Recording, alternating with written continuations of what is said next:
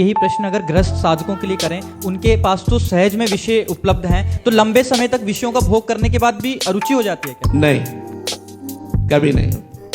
महाराज ययाति ने अपनी यौवन अवस्था को शुक्राचार्य की पुत्री देवयानी से पानी ग्रहण करके भोगा, लेकिन तृप्ति नहीं हुई, तो अपने पुत्र की 1000 वर्ष की आयु लेकर भोगा, फिर भी तृप्ति नहीं हुई, तो घृणा की, धिक्कार है ऐसी वृत्ति को। मैंने अपने पुत्र की आयु को भी भोगा, फिर भी तृप्ति नहीं, इसलिए मैं अनुभव अपना लिखता हूं साधकों के लिए। महाराज ये आती कि संपूर्ण सृष्टि की स्त्रियां, जौ, धान्य, भोग सामग्री एक पुरुष को मिल जाए तो भी तृप्ति नहीं होगी, उसे त्यागना ही पड़ेगा। त्यागात् शांतिरंतरम, त्याग से शांति होगी, ना कि भोग से। भोग भोगते भोगते वृद्ध हो जाता है, फिर भी वृद्धावस्था में उसकी असत चेष्टाएं बनी रहती हैं, वो चेष्टाओं से मुक्त नहीं हो पाता।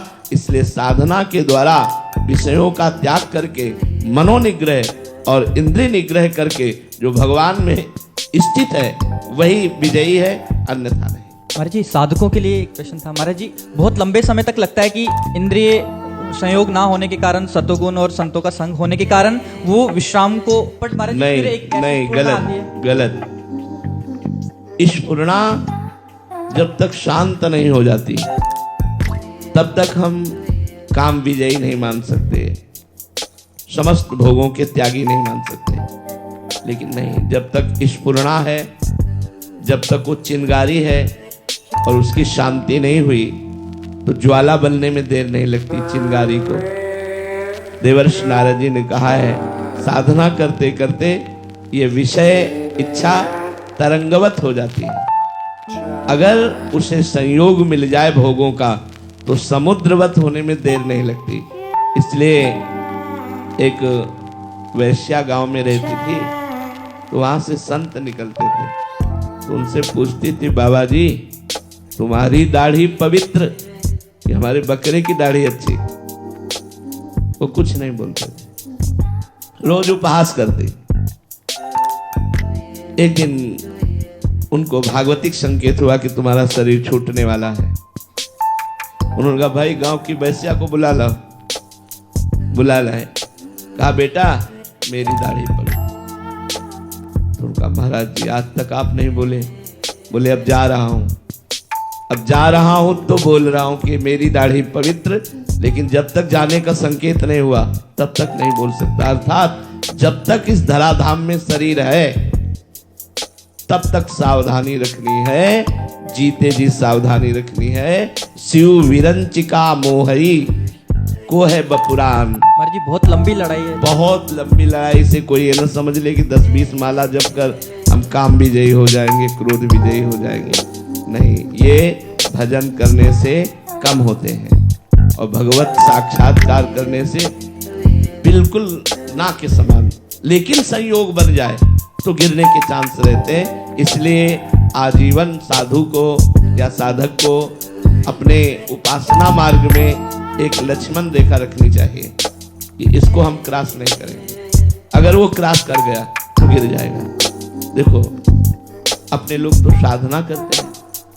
देवर्षि नारद जी सिद्ध पुरुष हैं और उनको भी काम ने परास्त कर दिया। भगवान से ब्याह की वृत्ति मांगने लगे कि मेरा ब्याह हो जाए। भगवान ने बंदर का रूप दे दिया तो भगवान को शाप भी दे दिया इसी आवेश में आकर। सनकादि सिद्ध महापुरुष हैं, वैकुंठ में भगवान के पार्षदों ने रोक दिया तो खड़े रहना चाहिए, क्या जाता है। लेकिन उनको क्रोध आ गया, वैकुंठ में क्रोध आ गया और शाप दे दिया। श्री अक्रूर जी महाराज भगवान के परम प्रिय महाभागवत, लेकिन जब सेमंतक मणि उनको मिली तो भगवान द्वारिकाधीश को छोड़कर काशी चले गए और वहां यज्ञ करने लगे सेमंतक मणि के प्राप्त धन से। तो इन सब सिद्ध पुरुषों में ये स्फुरणाएं देखी गई। इसलिए जैसे काम है तो भगवान का पुत्र ही बना जाकर प्रद्युम्न जी कामावतार भगवान है। तो ये काम क्रोध आदि कोई साधारण शत्रु नहीं है कि आप 2-4-10 दिन 2-4-10 महीने भजन किए आप काम विजयी हो गए, क्रोध नहीं। जब तक जीवन है तब तक लड़ाई लड़ते रहो, सावधान रहो। यही डरपि हरिवंश हित, जिनो भ्रमई गुण सलिल पर, जी नामन मंगल लोक तिहु, सुहरि पद भज न विलंब करे। मेरा माया क्या बिगाड़ लेगी, इसी गलती ने गलती करा दी।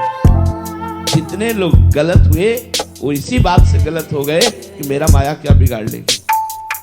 बस हरिवंश महाप्रभु कहते हैं यही डरपि हरिवंश हित, जिनो भ्रमय गुण सलिल पर, जिह नामन मंगल लोक तिहु, सुहरि पद भज न विलंब कर। जिनका नाम तीनों लोकों का मंगल करने वाला है, उन भगवान श्री हरि का आश्रय ले लो, भजन करो और डरते रहो कि कहीं त्रिगुण माया के बहाव में बह न जाएं। बड़े बड़े बह गए, इसलिए बहुत होश में। कभी अहंकार न करे कि मैं समस्त विकारों से दूर हो चुका हूं, अब मेरा विकार क्या बिगाड़ सकते हैं, ऐसा बिल्कुल नहीं। बहुत प्रचंड भगवान की माया का आकर्षण है, बड़े बड़े ब्रह्म ऋषियों को मोहित कर लेती है, अपने तो साधारण लोग हैं, बहुत संभल के चले।